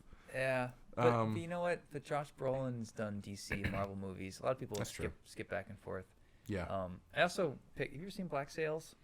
I haven't, but I know it's very you talk very highly of it. So there's a actor named Zach McGowan who played sort of the villain in Black Sails, and he's kind of got a really unusual face, but he's like a CrossFit kickboxer type guy. Mm-hmm.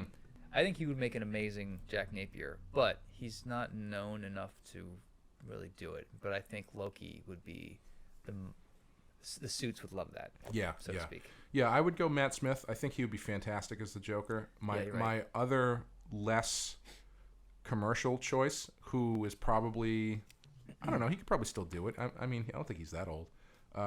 Crispin Glover. I think he would be an absolutely fucking psychotic Joker. Yeah. Which might be a good thing, might be a bad thing. I don't know. But he's weird enough that would be pretty. Although, honestly, I'm kind of looking forward to Joaquin Phoenix. Yeah, it's totally out of left field. I don't love the face paint, if I'm honest, but I'm open to anything. Honestly. I have this, like, feeling that face paint won't be the final face paint. Yeah. I could be wrong, but, I mean, they've already got him in the orange and the purple suit, so right. I'm crossing my fingers on that Keep in mind that Warner Brothers is the same company that put out Phantasm, didn't give it advertising, and then blamed it for not selling. Yes. Yeah, that's true. Gigantic, silly mistakes can still be made at all levels. That's what we're saying. Yes. All right, next question. We've got one from JT, which is, he's got two. I'm going to go with the second one here. Did the movie inspire you to add something new to your toolbox repertoire or style? So the Mask of the Phantasm inspire us to affect our art in some way. Yeah, I guess, yeah. I can answer more easily. So, yeah, I mean, I was going to have this scene that had Andrea Beaumont. So I was going to do a literal Easter egg in the movie. I think the idea of Bruce starting out with like a sweater and a wool cap and a hammer is kind of in line with the universe I created. Yeah. What about you? Did it change anything you've done? Not really. I didn't, like I said earlier, I didn't have as much of a connection to this at the time as I came to appreciate it later. But I will say that the show itself, Batman the Animated Series, had a big impact on me. I mean, that's why we're doing the show. Right. But yeah, I mean, that's the look of the show and, eventually the movie, really did inform a lot of my sensibility as far as like lighting and, different ways you could shoot Batman and even graphic depictions and cartooniness and kind of blending those, and I think I think definitely it has an impact on me. Yeah, I agree. This one's from Daniel Risk. If Batman the Animated Series got a reboot, what should the demands be? Original animation style, as much original cast as possible, the involvement of Dini, Tim, etc., or should it not be touched? This kind of thing keeps me up at night. I'm going to say if it has to be rebooted, I'm going to say yes to all of those things. If you can get them, great. Yeah, I mean, personally, I think I would rather they do something else. Because, let's put it this way. They apparently tried to go back to this style with that Batman and Harley Quinn movie. Oh, my God, yeah. Which, let's just say I don't think it worked. Being a Warner Brothers employee, I will agree. Yeah. But you know, the voice actress for Harley, I don't know who she is. I think it could work. She was a, you know, sassy Brooklyn accent, whatever. Like, I get it. And I would have hired her too. But, you know, heart of hearts, like, I'd love Harley Sorkin to come back, of course. Yeah. I'd love all those people to come back. But, you know, now you're getting into, like, the practicality of re-signing talent who might not be interested. And, you know, it's a total nerd fanboy fantasy to be able to pull everybody back together. But, you know, some of the people from the original series have passed on. Some of them aren't interested. Kevin Conroy, I think, is retired or quit Batman like 6 times. Oh, Mark Hamill too. Every time he does a new Joker, it's the last one he's ever going to do. Like, I love to think that you could hand them a script so compelling that they would all love to get back in the room together. But let's be honest, we know the world's complicated, and sometimes it's not easy to pull off. You know. I think before it becomes too late to do this, someone should get Kevin Conroy and Mark Hamill and do, like, it doesn't have to be like a big budget thing. Let them play, if not Batman, Bruce Wayne and the Joker on film, live action, just to do it. I don't think Mark Hamill is a great looking Joker. I don't think he's got the face for it. I don't think Kevin Conroy really has the build for Batman. But I would just love to see those two play those characters at each other in a scene in a live action setting. There's got to be something on YouTube or some convention. I don't know. I'm talking. I mean, right? You can sit them at a table and watch them say the line. No, I'm talking like just take however much money these people spend on these web episodes, fan videos and stuff. So they're playing a video game, and you have a camera in front of them, and they're fighting each other with different characters. So they're playing Arkham Asylum. And Mark Hamill's playing Joker, and Conroy's playing Batman, and they're yelling at each other in character, and that's pretty good. It's so stupid. That's pretty good. It's so dumb. So I would say I would prefer them to do something else. The thing that I always find interesting too is I remember at the time thinking that they changed animation styles too quickly with this show because I loved it so much. Then they redesigned everything. It felt like very quickly. I mean, it was only a couple years in. And or 1 or 2 years in, and they redesigned all the characters, and then after that, it was just done. Wait, did you watch this Saturday morning cartoons, or did you watch this after school? I watched it Saturday morning. Yeah. See, I watched it after school. See, I'm getting it out of order, so I had no idea that there was a gap between seasons 1, 2, 3, and then season 4. Yeah, but I always thought it was it was a shock to me when they went from the original style to the redesigned style, and then they just stopped making them, and then it just turned into Justice League, and then the next Batman show was a completely different style, and then every time they do a new show, they revamp. I mean, I guess you have to do that to keep it fresh, but I always think that it always feels like it moves too fast. Well, they caught lightning in a bottle for this. I mean, that's basically what we're saying with this entire podcast. Even Phantasm is they caught lightning in a bottle, and we know that it's really hard to recapture that. Yeah. Next one we kind of already talked about. It's from Good Style. Sean has a clear and deep appreciation for the animated series. Given that, is there a possibility of him one day incorporating Phantasm into his universe? This says one day. One day. So I mean, we mentioned that I was gonna do an Easter egg, but Clay shut it down. Being my script helper out or guru or whatever. Yeah, so it's my fault. But blame Clay. Have you thought about keeping that in your back pocket for the future? No. I have thought about incorporating Batman Beyond. Yeah. But not Andre Beaumont. But I hear you. Like, no one draws Phantasm. Yeah. There is a great Phantasm reboot at some capacity. I haven't thought about it, but I'm sure I could cook one up. But I don't know what kind of bandwidth I have. We've got one from Joe that says, will there be any talk of sweatpants specifically involving werewolves? By the way, love the show. Fuck you, Joe. I'm not really sure what that's about. Joe's a friend of ours. We know Joe very well. Thomas Wayne Jr. asks, what would it take to get you, Sean, to make a Gotham Vehicles art book, or at least maybe just prints, your original Batmobile design and monster truck, and the others you have used from different universes? What would it take me to do that? Money. Yeah. Honestly, a book like that, like I would love a book like that, but I don't know who would buy it because well, they made that whole series of. Remember Punisher Armory? That was just 22 pages of gun drawings. Was it a periodical, like 22 pages? Yeah, it was. So it was a floppy. It wasn't like a hardbound. No, it was a floppy. I had that. I loved those books. So it was like a issue 0 or like a strike file, like Youngblood strike file. Yeah, but there was like 8 issues of just technical drawings of guns. But I mean, no, don't get me wrong. I love technical drawing, but I feel like I'm the only one in comics who likes drawing technical stuff now. Unless you're like a Japanese artist, those guys love it. So if you had the opportunity, would you want to do it, or do you think you've scratched that itch drawing them in the book you're drawing now? I would do it, but I would be curious to get like a actual car designer from Honda to help me. Yeah. And like let's make it more than just me geeking out about tech. Let's get like an actual person that designs these things, and he can tell me why it will, or he or she can tell me why it will or won't work. Team up with Scott Robertson, the concept designer. Is he the guy that works with Sid Mead? Maybe. He's big in the concept design world right now. Those guys all know each other. Yeah. Those guys and girls. Ian Driscoll asks, do you think that Batman in his world works better as a separate entity to the rest of the DC universe?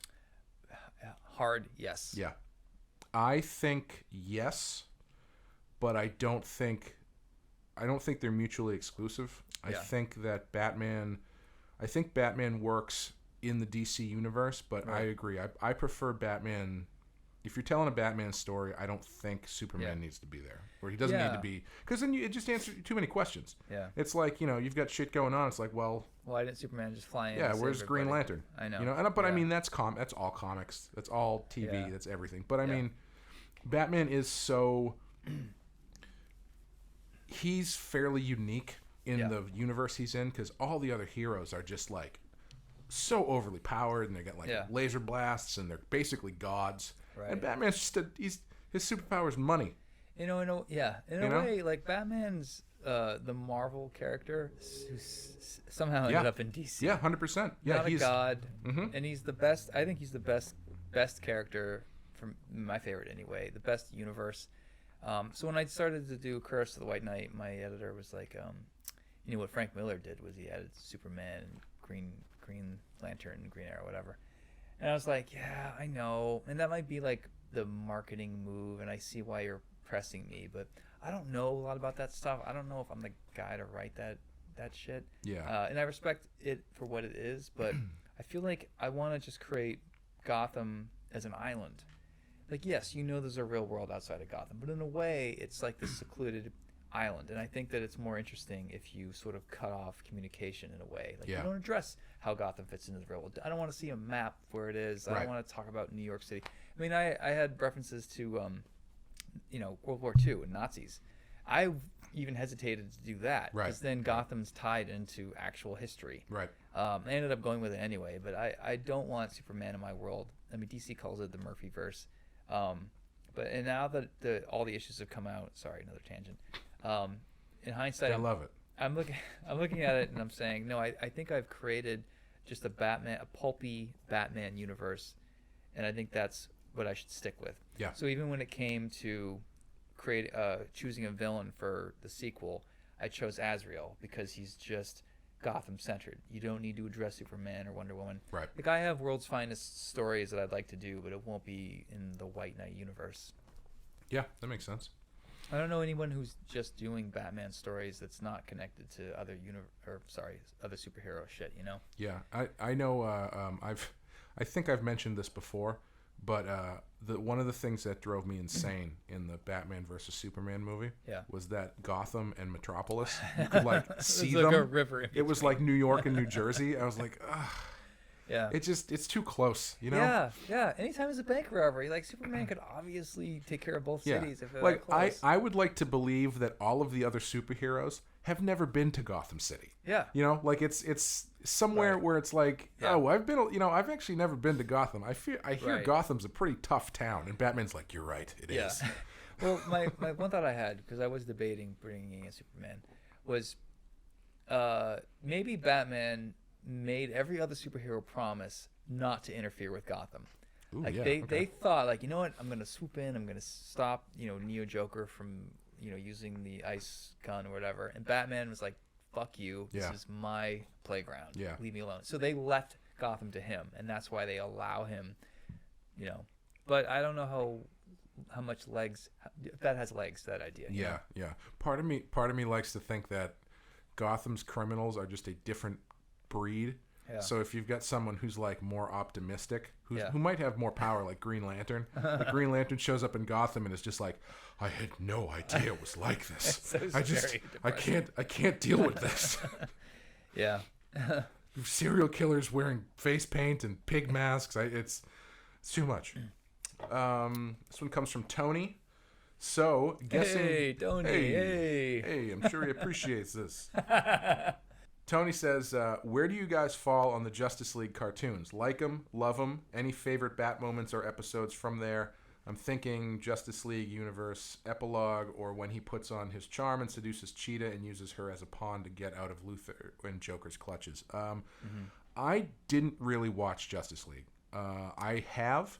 Yeah. I have friends who love it. I have friends who watch Justice League and they absolutely love it. And I have dipped into it. Yeah. And I'm very impressed at how deep they go. It's great, but it's a different Batman. Yeah. I don't love the design. Me too. It's more. I feel like as much as I love the original design, I think the first revamped Batman is like perfect. Yeah. And when they brought him to Justice League, they made everybody kind of look the same. So his shoulders are a little wider, his waist's a little thinner, his ears are a little taller. They're too long. And it's just not. It doesn't quite do it for me. My friend Dustin Wynn, who draws a lot of Batman, he always says his critique. He'll retweet like Kelly Jones or a lot of 2 or 3 artists who are able to pull off long ears on Batman. It's tough. Yeah.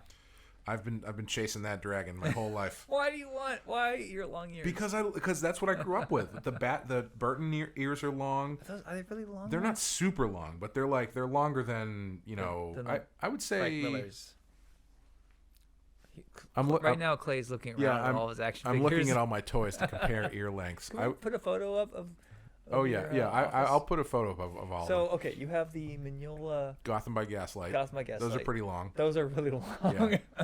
The animated series is kind of like mid-length. But the Frank Miller animated series action figure. Very short. Yeah. And, the Burton one is decently long. So that's Burton right there, right? Yeah. So that's not as long as the Mignola action figure. Yeah. And unfortunately, I don't have a Kelly Jones action figure, but I should get one. I love the Kelly Jones Batman. Kelly Jones is amazing. Yeah. His Batman shouldn't work, but it does. It doesn't. That's the perfect kind of, like, it can only work in a comic. It's all ears and cape. Yeah. Yeah. That's what's so great. Hands. He embraces what comics can do that no other media can do. Yeah. Medium. Yeah. But did you watch Justice League at all? So I've seen the marquee Batman episodes, the one where he sings. The one where Batman clones Terry McGinnis. So there's Justice League and Justice League Unlimited, and I've sort of skipped around. I actually do need to watch them in a row because I was debating writing some, Batman stuff that included other characters, and I don't want to have to pour through a bunch of comics, so I was just gonna. I mean, my Batman's basically based on an animated series. Right. If I'm gonna put as minimal effort as possible into writing JLA, I might as well just watch the damn cartoon and not have to read any comics. Yeah, it's not because you like it. It's just because it was just easier for me just to watch TV. I don't know how I've ended up doing as well as I have in this industry. I don't deserve this. I was thinking about it today though. I don't think we're ever going to do Superman because I don't know. I watched the Superman cartoon, but I didn't watch it as much as I watched Batman. I don't know if you ever watched it, but I think it would be worth doing they did a TV 2-parter. Oh yeah. There was a crossover of Batman and Superman. Oh, I've seen that. Yeah. I think that would be of course. I think that would be worth doing at some point. Yeah, maybe, and the Mr. Freeze one. Yep, Sub-Zero. And there's one with Batwoman. Yeah. That sucked. Yeah. I mean, we can do it for completion's sake. If we're bored. But we should do Batman Beyond before that. Yes. It's funny. We didn't talk about this during the body of the show, but I did want to bring it up just because it was fresh in my mind. I was watching another more recent one on Netflix last night called Batman Bad Blood. Yep. And it's I don't know. I don't love the movies they've been doing, the animated ones they've been doing lately. But the thing that really stood out to me, because I was watching that and then I watched the rest of Phantasm right after it, is Bad Blood, the more modern stuff, they're going more like adult, but they're going more adult in kind of a cheap, edgy way. Whereas Phantasm, we were saying, feels more adult than the cartoon, like the episodic show. Right. But it's not like, there's not there's not a ton of profanity, there's not any blood, but it feels more adult oriented. Yeah. And it's a weird disconnect where it's like the new ones feel like they're trying to go adult with more shock value, where it's like it's a more violent, they're swearing, there's more sex. And it's like, I don't know if I want that. Yeah. I don't know who that's for, really. And maybe I'm just too old. I don't know. No, I don't know. It's a good question. Yeah. I mean, how violent do people want Batman? Yeah. I mean, if you're a suit, one way to drive up ratings is to show more blood. Yeah. I mean, I get the impulse, but like, what does it really do at the end of the day? You know? Yeah, and like, I mean, that live action Titans show, the first trailer came out that had Robin killing people, and then says "fuck Batman." Yeah. I've heard the show's pretty good. I haven't watched it, but I watched that trailer and I was instantly turned off by it. But, I haven't watched it. Yeah. You know, maybe we'll save that for the show. I walked out of JLA and Batman versus Superman. Oh yeah. I haven't seen JLA. I walked out of Batman Superman. Yeah. I was like, all right, open to new interpretations, and I really wanted to see the new Batmobile, and the Batmobile came out, and they didn't have clear shot of what it even looked like. Yeah. Like all that design, it's all shadowy, it's moving too quickly, it's CGI, and I'm like, I can't do this. Yeah. And as an employee of DC, I shouldn't say that, but fuck it. Like, I think we've covered this already at some point, so I think you're just digging a deeper grave at this point. Yep. And our last question we have is from Wes. I don't know who Wes is, but some guy who likes Star Trek. Probably. He says, not sure if you already mentioned it during the show. Since you watched the show years ago and have gotten older, what's one thing about the show during this rewatch that improved for you and one thing that let you down? In other words, now that you're older, what holds up and what doesn't? That's a good Wes question. Yeah. Yeah. Wes knows what he's doing. So about Phantasm now, not just about Batman. I think it's about the series in general. So it could be Phantasm, it could be the series. Yeah. You take your pick.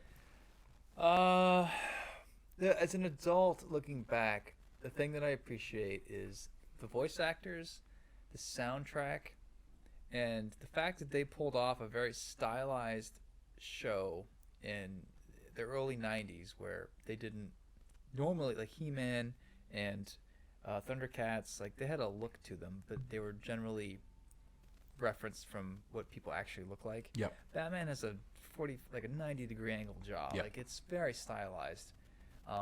And that was at the time very risky, and they did it, and that's amazing. You know, like knowing what I know about the suits and how they make decisions, like I can't believe this ever got approved. Yeah, I love it that they did. You know. Yeah.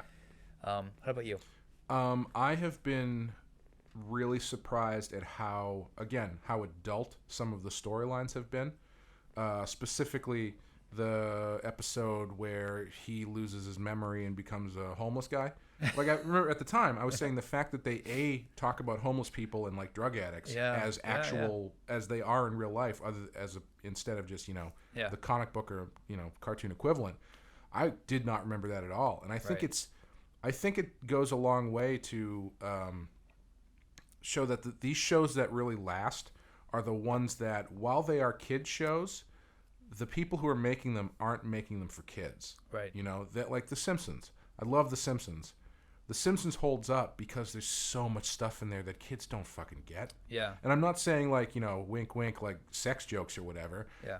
The Simpsons is a quote unquote like kids show. I mean, you could probably argue that, but yeah. But like they're making Citizen Kane references. Right. It's a cartoon that's making like references to the Music Man and stuff that kids shouldn't get. Yeah. And when you do get it, and even if you don't get it, it's still funny because they package it in a way where it works. It works on two layers. Yeah. And I think this show, I mean, it was for me, look, my retrospective right now is I loved it as a kid because it was Batman and it was comic books on TV. Mm-hmm. And looking at it again now, I love it because they're taking a lot of chance design-wise. Mm-hmm. The music is excellent, like you said. It's got, find me another cartoon that has such a wide range of music, done so well across all these episodes. Like, they hardly ever reuse music. Yeah, it's all new stuff. It's all great.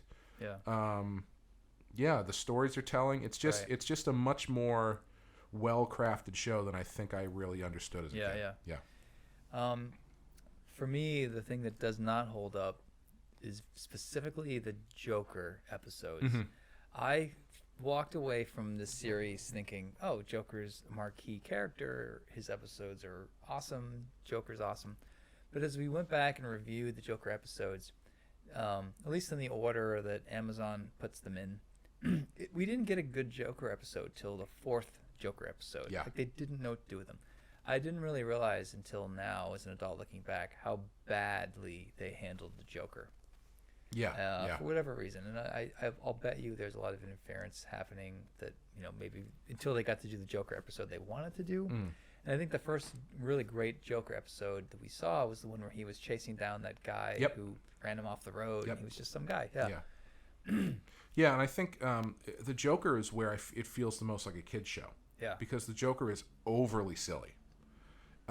He doesn't hold up for me, and I think a lot of the you can really see the cracks in where they put their effort as far as defining villains. Yeah. Like there were a few, like we constantly were harping on the Scarecrow, because the first appearance of the Scarecrow, he's just like kind of ill-defined and doesn't really, he's just a guy with henchmen with a silly backstory. Right. Until they figured him out, and they're like, all right, scrap that. We're gonna really kind of refine this.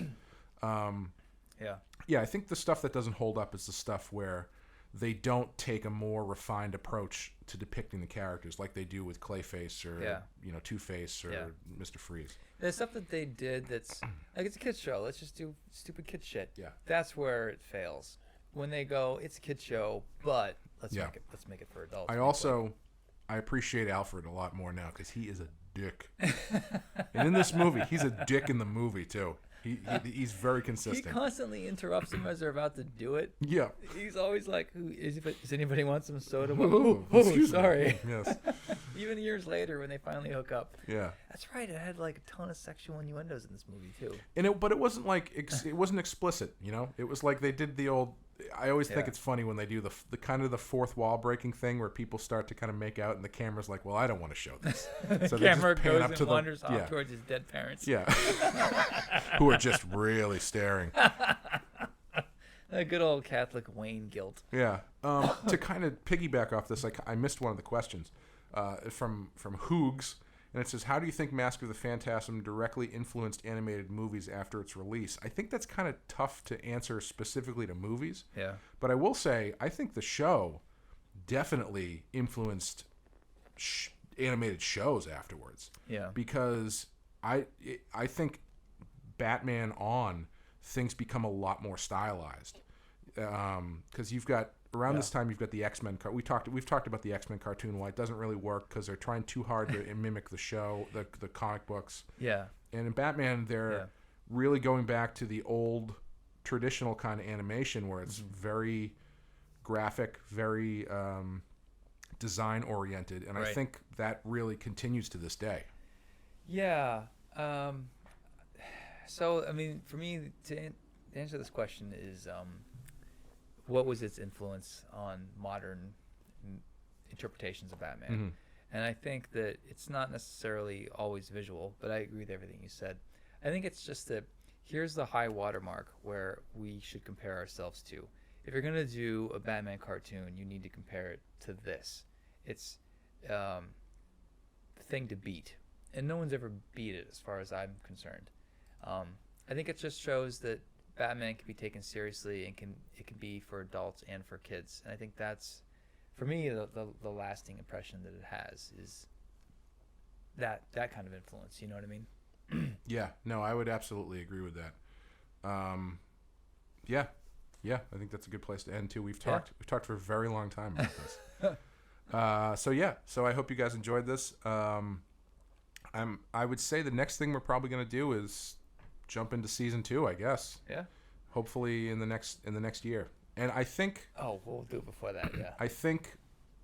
we haven't discussed this, but I'm thinking going forward about not doing it all released at one time. Oh, yeah? Because I feel like when you do that, it puts it all out there. Yep.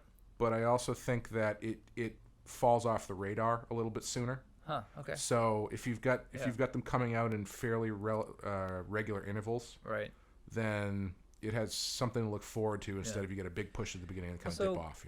We decided to go with the Netflix model, which is dump it all at once, basically. And I think people are still discovering it. So we haven't waited till it's all dust is settled yet.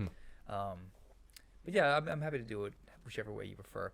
I do have one bonus question for you. Yeah.